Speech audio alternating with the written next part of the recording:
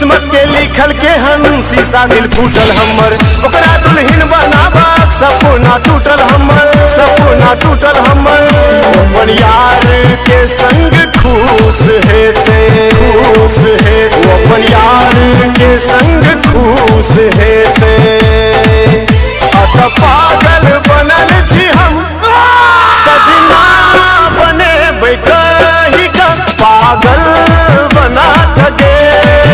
सजना बने बैठही का पागल बना दे मोबाइल नंबर 9891 भानु वाहिद बाजार जिला